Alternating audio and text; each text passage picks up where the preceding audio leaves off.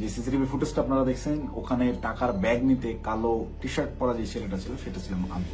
গুলশানে বরিশালের এই যে নারী এমপির বাসায় চাঁদাবাজির যে ঘটনার ভিডিও ফুটেজ ভাইরাল হয়েছে, যে সিসিটিভি ফুটেজটা আপনারা দেখছেন, ওখানে টাকার ব্যাগ নিতে কালো টি শার্ট পরা যে ছেলেটা ছিল সেটা ছিলাম আমি। আপনারা এই একটি সিসিটিভি ফুটেজের মাধ্যমেই দেখেছেন যে বৈষম্য বিরোধী ছাত্র আন্দোলনের সমন্বয়করা চাঁদাবাজিতে জড়িত। আপনাদের যে সমন্বয়করা গত বছর আন্দোলনে আপনাদের কাছে মহানায়ক ছিল, তারা হয়ে গেল চাঁদাবাজ। কিন্তু আমার কিছু প্রশ্ন আছে। আপনারা কি জানেন যে এই যে টাকা নেওয়ার যে ফুটেজটা, এটা সকাল 9টা থেকে 10টার ভিতরকার সময়ের মধ্যে, তার ঠিক কয়েক ঘন্টা আগে ভোর 5টার সময় ওই জোনের ডিসি ওসি সবাইকে অবগত করে একদম অফিসিয়াল প্রসেসে আইনিভাবে আইন শৃঙ্খলা বাহিনী অর্থাৎ পুলিশ বাহিনীকে সাথে করে নিয়ে স্বামীর সেই বাসায় আমরা অভিযান চালাই। আপনারা কি জানেন সেই অভিযানে যাওয়ার আগে গুলশানেরই কোনো একটা জায়গায় আমার সাথে উপদেষ্টা আসিফ মাহমুদের কথা হয়? কই নিউজ মিডিয়ায় এত কিছু আসলো, এই 2 মিনিটের সিসিটিভি ফুটেজটাই কেন? আগের রাতের গোটা অভিযানের বিষয়টাকে একদম স্রেফ ধামাচাপা দেওয়া হলো কেন? ভোরবেলার সেই পুলিশ সাথে করে নিয়ে যে অভিযান চালানো হয়, ভোর 5টা থেকে 6টা পর্যন্ত টানা 1 ঘন্টা শাম্মী আহমেদের বাসায় অভিযান চলে, আইন শৃঙ্খলা বাহিনী সহ গোটা বাসা তন্ন তন্ন করে খোঁজা হয়, কোথাও শাম্মীকে পাওয়া যায় না। কিন্তু বাসা অভিযান চলাকালীন সময়ে প্রত্যেকটা জায়গায় আমরা বুঝতে পারতেছিলাম এখানে শাম্মী ছিল। তার ব্যবহৃত জিনিসপত্র, বেডের পাশে তার ফোন, তার হেডফোন, তার জুতা, এভরিথিং, তার ভ্যানিটি ব্যাগ, সবকিছু একদম স্পষ্ট বোঝা যাচ্ছিল শাম্মী এই জায়গায় ছিল। সামহাও ইনফরমেশন লিক হয়ে গেছে, সে চলে গেছে।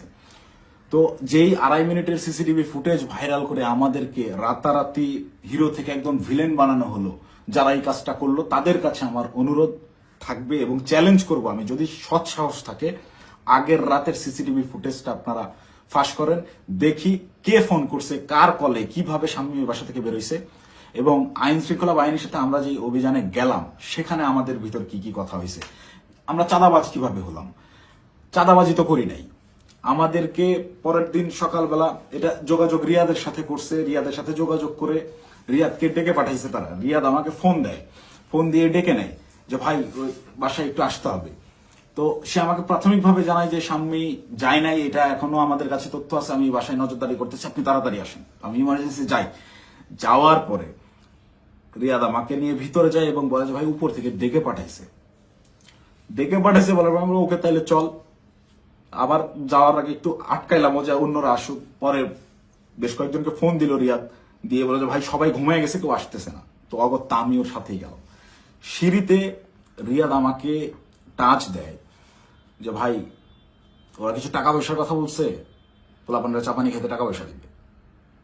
তা আমি স্বাভাবিকভাবেই মাইন্ডসেট করে নিছি, আমরা তো রাতে যে কজন আসছিল আর পুলিশ সব মিলে সর্বোচ্চ 40 জন হবে। তো পুলিশদেরকে বাদ দিলে এটা 15-20 জন বা 30 জন সর্বোচ্চ। এই কতই বা দিবে, 50,000 1 লাখ টাকা হয়তো বা দিবে। এইটা একদম নর্মাল থট থেকে ভাবছি। এই ভেবেই আমি ওর সাথে ভিতরে যাই। ও আমাকে বলে দিছে যে আমি বলছি যে আমি ভাই এগুলা আমার মন সাইদের, আমি কথাবার্তা বলতে পারি না। বলে আপনার কথা বলতে হবে না, আপনি রাতে খুব ভালো রোল প্লে করছেন, আপনারা ওরা ভয় পাবে। আপনি যেভাবে সব জায়গায় খোঁজাখুঁজি করছেন, চিল্লাচিল্লি করছেন, আপনারা ওরা ভয় পাবে। আপনার ফেসটা খালি দরকার, আপনি খালি আমার সাথে তাল মেলাবেন, বাকিটা আমি দেখবো।